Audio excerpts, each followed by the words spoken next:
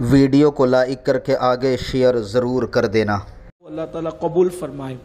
یہاں حجاج کرام موجود ہے۔ اب ہم بہت آسان کر کے حج کا طریقہ آپ کو بتاتے ہیں۔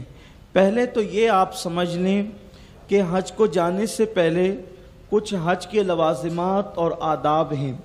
پہلی چیز تو یہ ہے کہ حج کو جانے سے پہلے کچھ ایسی چیزیں جو ہماری ضرورت کی ہے، شریعت سے اس کا تعلق بظاہر نہیں ہے، اس کا تعلق ہماری اپنی ضرورت سے ہے۔ جیسے مثال کے طور پر حج کو جانے سے پہلے حج کی تیاریاں کرنا، تو حج کی تیاریوں میں یہ چیزیں ہیں کہ ہمارے پاس اتنے کپڑے ہو کہ ہم وہاں جا کر کے اس کو استعمال کریں، یعنی کم سے کم 4-5 ڈریس تو ہمارے پاس ہونے چاہیے۔ اب جو لوگ حج کمیٹی سے جاتے ہیں تو شاید جو لوگ عزیزیہ میں بھرتے ہیں تو شاید ان لوگوں کو لانڈری کی سہولت نہیں ہوتی، تو ایسی صورت میں وہ حضرات کپڑے کچھ زیادہ لے لیں تاکہ ان کو وہاں پر کم سے کم دھلنے وغیرہ کے معاملات کرنے پڑیں۔ دوسری چیز یہ ہے کہ جو لوگ ٹور سے جاتے ہیں اور جو لوگ یعنی کہ فرسٹ کلاس سے جاتے ہیں تو ان لوگوں کو عام طور پہ لانڈری کی سہولت ہوتی ہے، اور ٹور والے ہر ایک دن ناگا کر کے ہمیں کپڑے دھل کر کے دیتے ہیں، تو ٹور والوں کے لیے اتنا کوئی خاص مسئلہ نہیں ہے، کیونکہ ان کو ایک دن گیپ کر کے کپڑے وہ جتنے دیں گے اتنے ان کو دھل کر کے مل جائیں گے۔ لیکن یہاں ایک بات اور آپ سے عرض کر دوں، حالانکہ چھوٹی سی بات ہے اور اس کا خیال کرنا ہوتا ہے، کوئی یہ شرعی مسئلہ نہیں ہے لیکن یہ تجربے کی بات ہے۔ ہم وہاں پر لانڈری میں جو کپڑے دیتے ہیں تو عام طور پہ بنیان اور جو نیچے کے کپڑے دیتے ہیں تو وہ وہاں کے لانڈری والے اس کو پھینک دیتے ہیں، تو ہم کپڑے دیتے ہیں تو وہ بڑے کپڑے آتے ہیں، چھوٹے کپڑے اس کے ساتھ آتے ہی نہیں ہیں، کیونکہ وہ لوگ اس کو شمار نہیں کرتے بلکہ اس کو وہ پھینک دیتے ہیں۔ تو اس لیے اگر آپ لانڈری میں کپڑے دیں تو یا تو پہلے اس سے بات کر لیں جو لے کر جا رہا ہے کہ یہ کپڑے بھی تو واپس لائے گا دھل کے، اور اس کو انٹری کرا لیں تو ٹھیک ہے، اور اگر آپ نے نہیں کروائی تو وہ آپ کے کپڑے ہی وہ نیچے کے پھینک دیتے ہیں۔ تو اس لیے بڑے کپڑے دیں، چھوٹے کپڑے آپ اپنے ہاتھ سے اپنے روم میں اس کو دھل لیں، یہ چیز ہے۔ یہ ایک ایسی چھوٹی سی بات تھی جو میرے ذہن میں تھی، میں نے آپ کو عرض کر دیا۔ یہ عام طور پہ کتابوں میں یہ باتیں نہیں لکھی ہوئی ہوتی ہے۔ دوسری چیز یہ ہے کہ اگر آپ کمیٹی سے جا رہے ہیں تو آپ کمیٹی والوں سے یہ معلوم کر لیں کہ کھانے وغیرہ کا کیا سسٹم ہوگا، اور عام طور پر جو ہے وہ جو لوگ عزیزیہ میں بھرتے ہیں ان کو کھانا نہیں دیا جاتا حج کے ایام کے علاوہ، جو وہ مقیم ہوتے ہیں ان کو کھانا، تو ان کو یہاں سے چیزیں لے جانی پڑتی ہے۔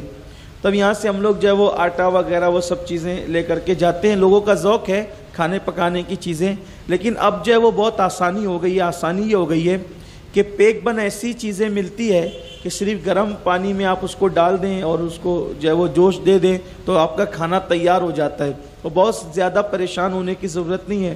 بلکہ ایک اور چیز بھی اور آسان یہ ہے مشورتاً آپ کے لیے، اگر آپ ایسا بھی کر سکتے ہیں کہ آپ کے ساتھ کوئی کھانا پکانے والے لوگ نہ ہوں تو آدمی پریشان ہو جاتا ہے، دشواری میں آ جاتا ہے کہ کیا کریں، تو اس کے لیے ایک آسانی اور بھی ہو سکتی ہے کہ آپ حج کمیٹی سے جا رہے ہیں اور کسی پہچان کے ٹور سے اگر آپ جوائن ہو جائیں تو آپ کو یہ سہولت مل سکتی ہے کہ آپ جو ہے وہ 10 ریال میں 20 ریال میں جو بھی آپ اس سے طے کریں گے ٹور والے سے، تو وہ روزانہ آپ کو کھانا لا کر پہنچا سکتا ہے، یا آپ وہاں جا کر کھانا لا سکتے ہیں۔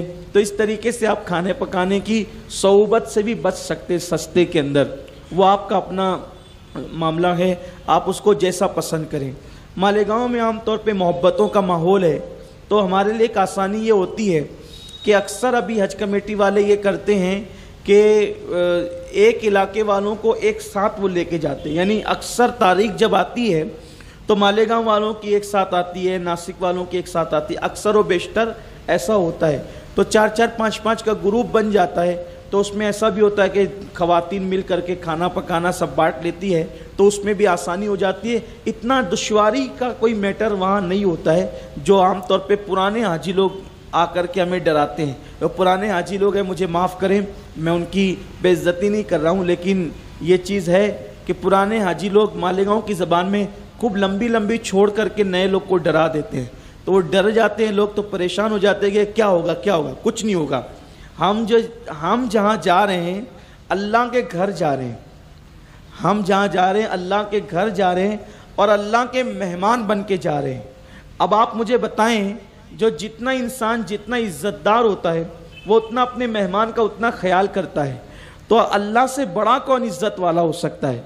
तो वो भी अपने मेहमानों का बड़ा इकराम करता है, बड़ी इज़्ज़त देता है, और वहाँ जा कर के सारी चीज़ें आसान हो जाती है। अगर बंदा यहाँ से कुछ सीख ले तो सब आसान है, नहीं सीखे तो जाहिर सी बात है बगैर सीखे तो फिर अलीबा भी मुश्किल लगता है ना, ABCD भी मुश्किल लगती है अगर नहीं सीखे तो, और सीख ले तो बड़ी से बड़ी चीज़ आसान है। तो ये चीज़ें हैं। तो आप जो है वो सामान ले जाना चाहें, हज के मिट्टी से ताल्लुक़ रखते तो ले जाएं, और वरना वहाँ पर ये सहूलत आपको, लेकिन आप एक काम ये करेंगे कि यहीं से आप तय करके जाएंगे कि अगर आपको टूर में किसी टूर को ज्वाइन करके खाना वगैरह खाना है तो, या फिर आपको पकाने के लिए ले जाना है तो पकाने की चीज़ें भी आप लेकर जा सकते हैं। आप पकाने की चीज़ें जो लेकर जाएं उसमें कोशिश ये करें कि जो चीज़ है ना उसको इंग्लिश में कुछ लिख करके उस पर लगा दें। तो अक्सर ऐसा नहीं होता है, लेकिन कभी कभार ऐसा होता है, सऊदियों के मूड पर होती है ये बात। बड़े अक्खड़ दिमाग के लोग हैं, कभी कभी ऐसा होता है कि वो चाहेंगे तो ऐसे ही छोड़ देंगे, और कभी कभी जो है वो मूड ऑफ रहेगा तो वो आपसे चीज़ें खुलवाते भी हैं। इसमें क्या है, खोल के बताओ। अब वो उसमें आप आटा है, वो बोलेंगे ये क्या है, हलाजा क्या है ये। अब आपको अरबी नहीं आती, उसको जो है वो उर्दू नहीं आती, तो वो परेशान करते हैं, कुछ चीज़ें जमा भी कर लेते हैं। लेकिन अगर आप उसको चिपका दें कि इसमें ये चीज़ है, इंग्लिश में लिख के लगा दें, तो वो आपके लिए पूछेगा भी नहीं, वो आपके लिए आसानी होती है। तो ये चीज़ें हैं। कपड़े होने चाहिए आपके पास। आपको जो मर्ज़ है उस मर्ज़ की दवाइयाँ आपके पास होनी चाहिए और ज़्यादा होनी चाहिए। कभी कभी ऐसा होता है कि कुछ दवाइयाँ हमारी ख़त्म हो जाती है या हम नहीं ले जा पाते हैं, तो हम वहाँ से दवाइयाँ ख़रीदते हैं। तो उसमें दो चीज़ें होती हैं हमारे लिए मुश्किल। एक मुश्किल ये होती है कि वहाँ की दवाइयाँ महंगी होती है, बल्कि अगर हमारा यहाँ सर दर्द हो तो हम 50 पैसे में सर दर्द की कोई गोली यहाँ लेके खा लेते हैं, क्योंकि हमारे यहाँ मेडिकल वाले एक गोली भी हमें देते हैं, टेबलेट एक भी देते हैं, लेकिन वहाँ आपको एक गोली नहीं मिलती। अगर आपको ज़रूरत एक गोली की है तो आपको पूरा पत्ता ख़रीदना होता है, और पूरा पत्ता ख़रीदने में फिर हमें थोड़ी सी वो होती है, दुश्वारी होती है, क्योंकि वहाँ की रियाल यहाँ की पैसे से कहीं महंगी होती है। बल्कि वहाँ पर अगर आप बरश भी ख़रीदने के लिए जाएं तो बरश आपको 11 रियाल, 15 रियाल, 20 रियाल से कम नहीं मिलेगा। अब आप सोचिए, यहाँ जो अच्छे से अच्छी क्वालिटी का बरश हम 50 रुपये में ख़रीद लेते हैं, अब 11 रियाल कितना हो रहा है, तो 18 रुपये के हिसाब से भी अगर आप पकड़ लें तो कितना होता है। तो इस तरह से आदमी को, और जाहिर सी बात है कितना भी मालदार आदमी हज के लिए जाए तो वो एक महदूद रकम लेकर जाता है, तो वहाँ उसको संभल के खर्च करना होता है ना, कि ताकि किसी के आगे हाथ ना फैलाना पड़े। आप बहुत अपनी पूरी दौलत तो उठा करके कोई लेकर नहीं जा सकता ना, एक लिमिट में पैसा ले जाना होता है। तो ज़्यादा से ज़्यादा चीज़ें आप यहीं से ले जाएं, वहाँ आपको बहुत महंगा पड़ता है कोई चीज़ वहाँ ख़रीदना, तो और कुछ ज़्यादा ले जाएं। आपको जितनी ज़रूरत है उससे आप ज़्यादा चीज़ें लेकर के जाएं। उसकी वजह यह कि ये सुन्नत है।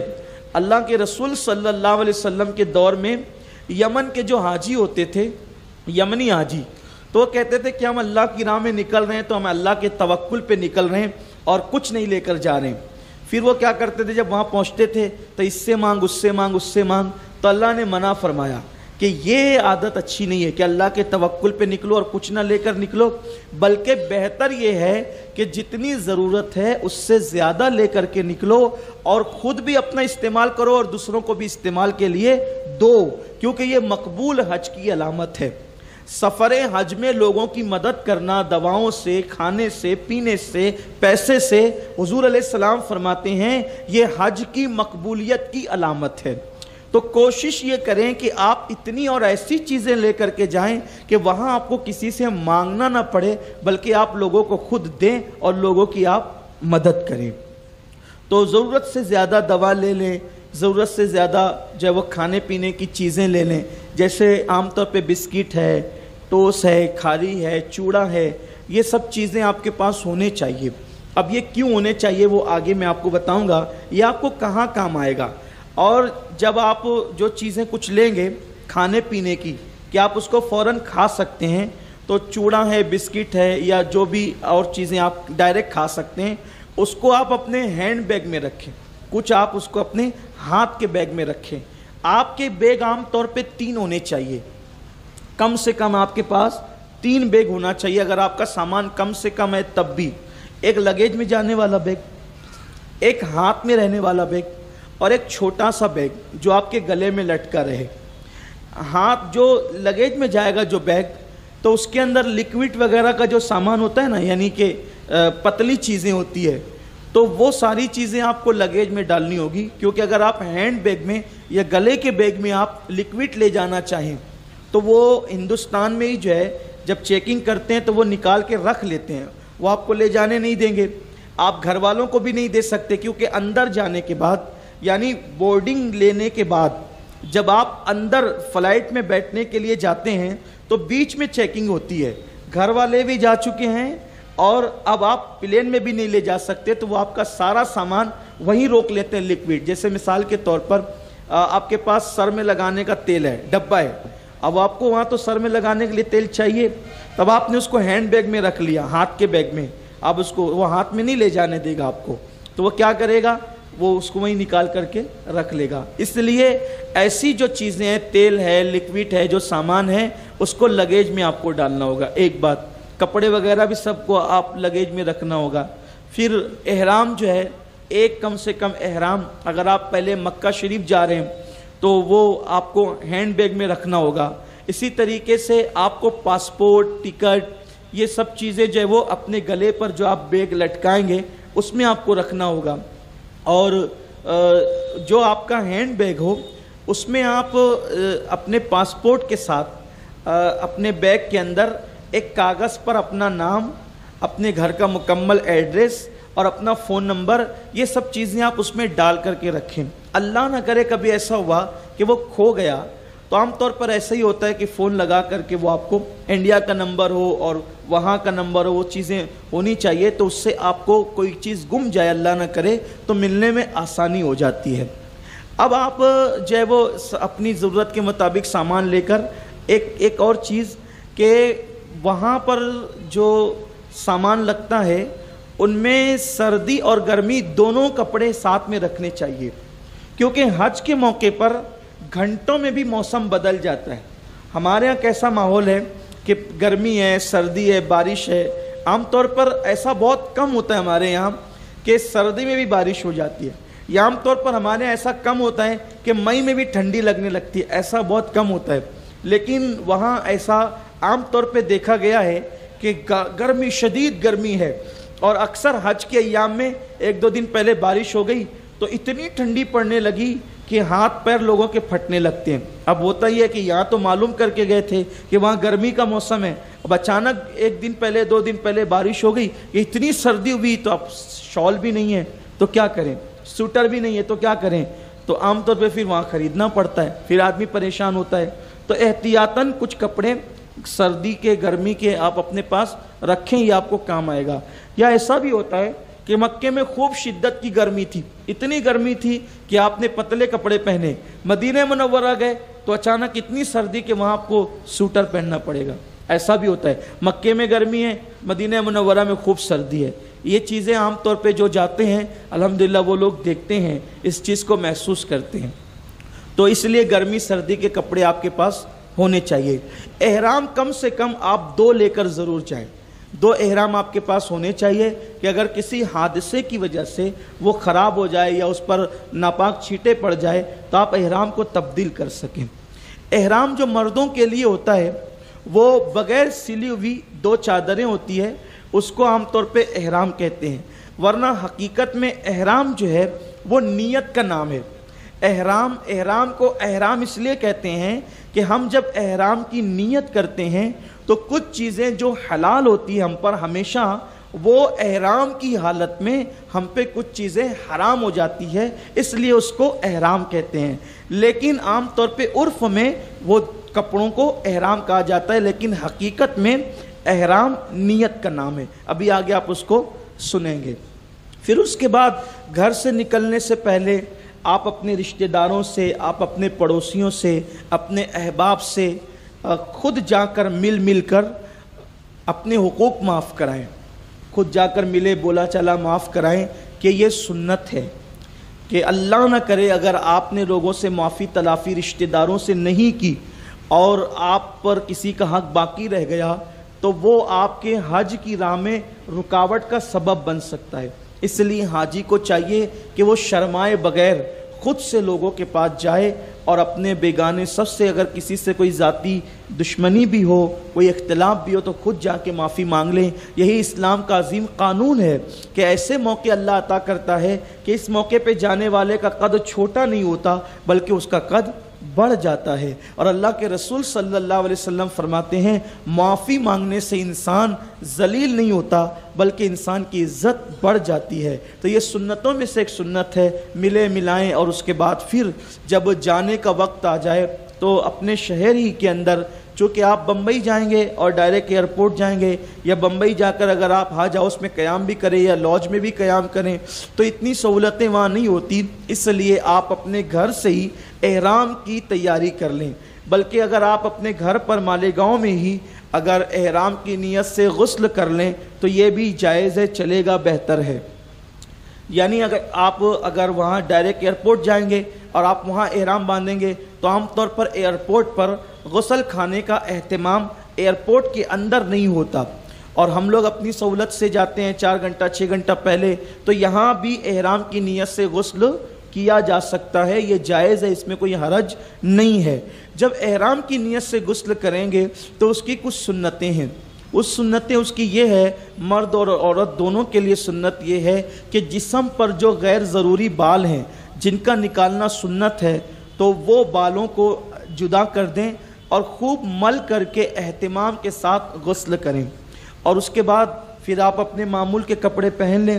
اب گھر سے نکلنا ہو تو سنت یہ ہے کہ 4 رکعت نماز نفل آپ اپنے گھر کے اندر سفر کی نیت سے پڑھیں، اور ان 4 رکعتوں کے اندر چاروں قل پڑھیں۔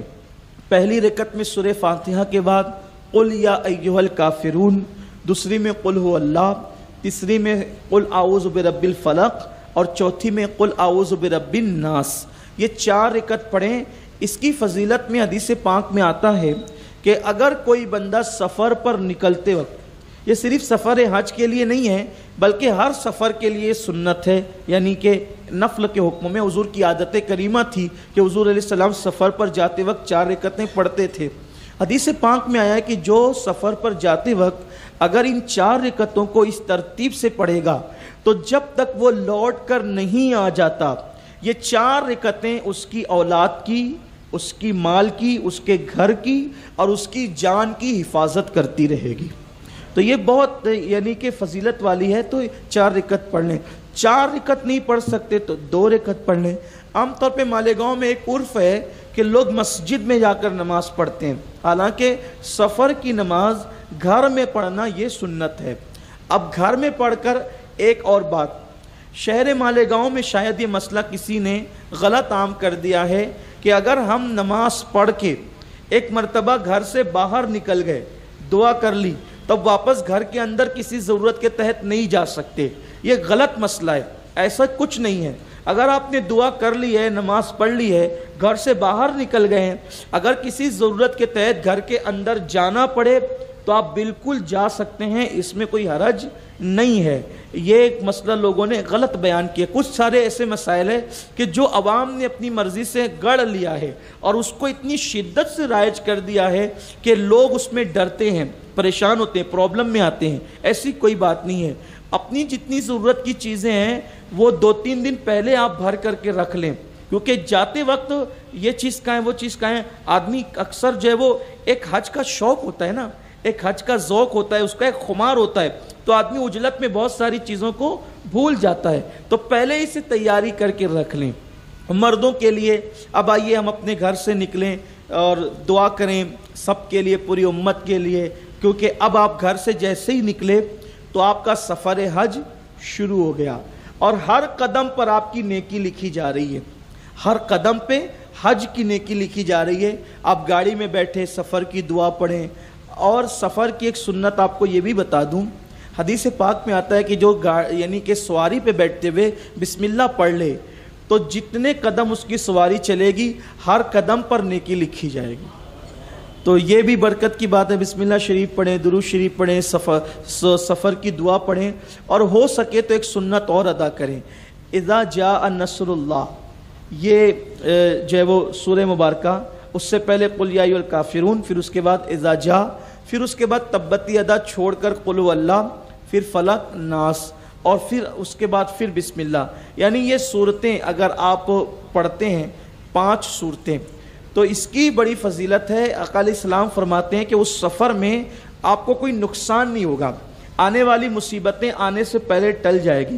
اس کی بڑی برکت ہے, اور خیر کے ساتھ اللہ تعالیٰ آپ کو, اگر اللہ نے زندگی لکھی ہے تو خیر کے ساتھ آپ کو واپسی نصیب ہوگی. تو یہ صورتیں بھی پڑھ لیں.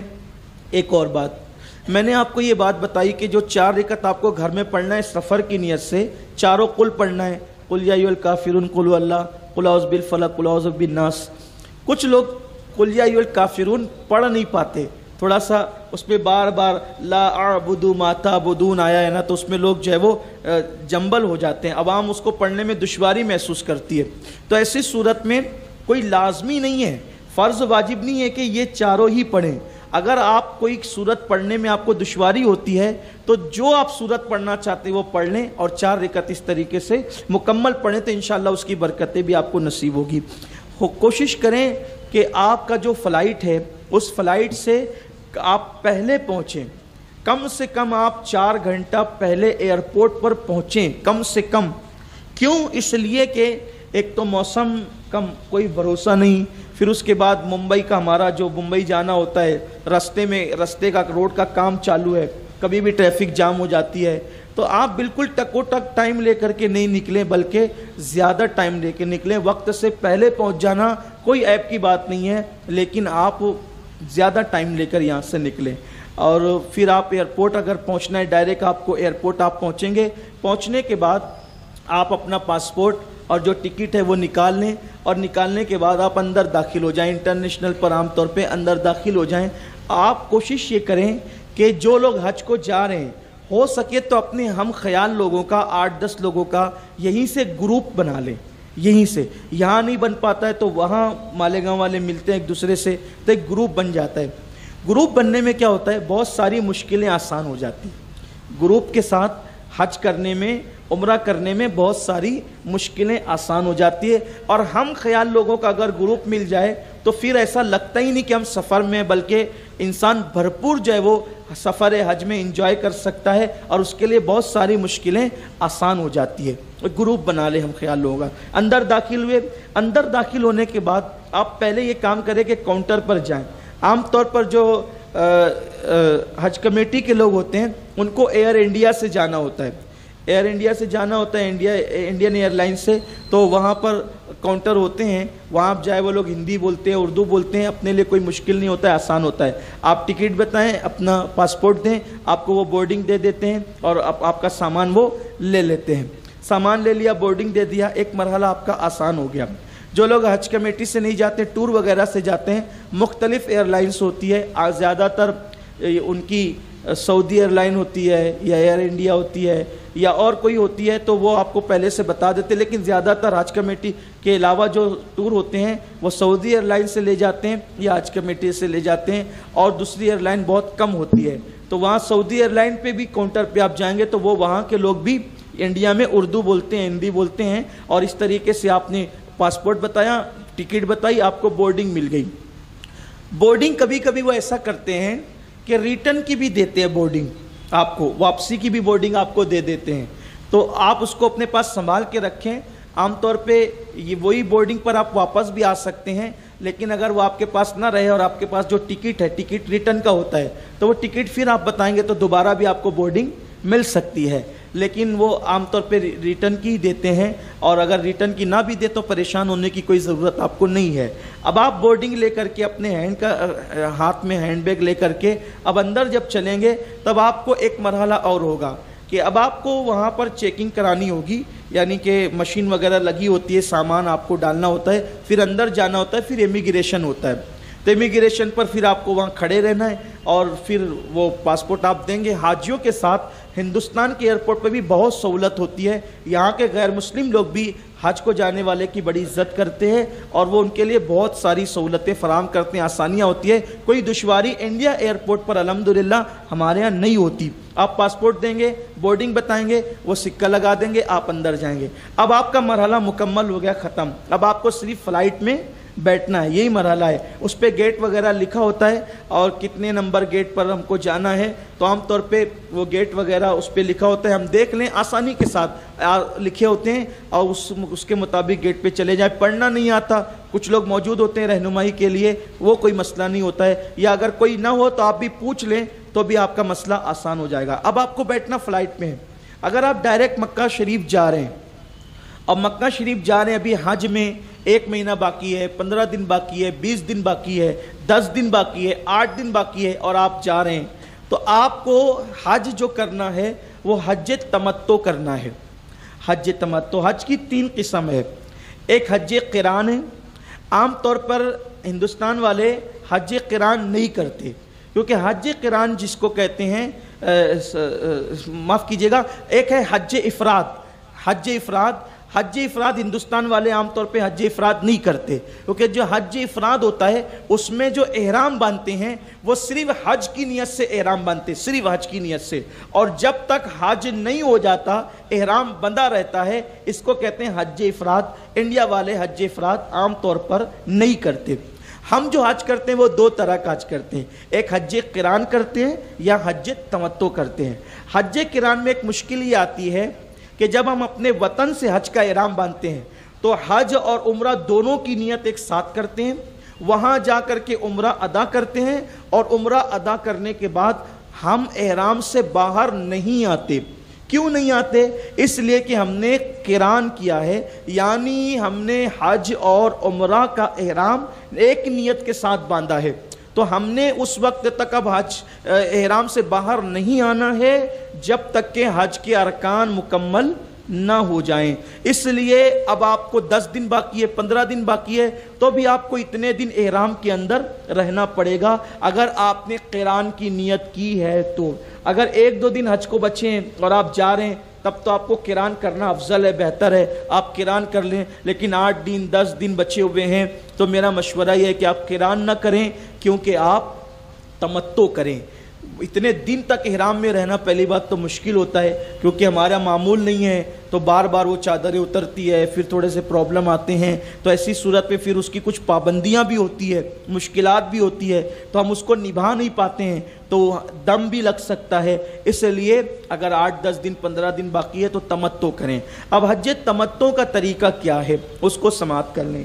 کچھ مشکل نہیں، آسان ہے کہ ہم اپنے وطن سے عمرہ کا احرام باندھ کر جاتے ہیں، وہاں عمرہ کر کے ہم حلق کرا کے احرام سے باہر آ جاتے ہیں، اور پھر اس کے بعد حج کے دنوں میں حج کا احرام باندھتے ہیں، یعنی ہمیں 2 احرام باندھنا پڑتا ہے، وطن سے عمرہ کا احرام اور وہاں جانے کے بعد حج کا احرام۔ اس کو حج تمتع کہتے ہیں۔ یہ آسان ہے، وہاں گئے، عمرہ کیا، 2-3 گھنٹے میں فارغ ہو گئے، احرام اتار دیا، پھر اپنے معمول کے کپڑے پہن لیے۔ اب جب تک حج کی تاریخ نہیں آتی نفل عمرہ کرتے رہیں، نفل طواف کرتے رہیں، جو کرنا وہ کرتے رہیں، کوئی پرابلم کی بات نہیں۔ تو اس لیے حج تمتع آسان ہوتا ہے۔ اب ہم حج تمتع کر رہے ہیں تو اب ہم چونکہ امیگریشن سے پار ہو گئے، تب ہمیں مکہ جانا ہے، مکہ شریف، تو ہم لوگ ایئرپورٹ پر احرام کی چادریں باندھ لیں گے، کیونکہ ہم جو ہے غسل کر چکے تھے، غسل ادا کر چکے تھے احرام کی نیت سے، وہاں جا کر ہم صرف وضو کر لیں، اور وضو کرنے کے بعد کپڑے اتار کر جو احرام کی چادریں اس کو باندھ لیں، تو یہ بھی جائز ہے۔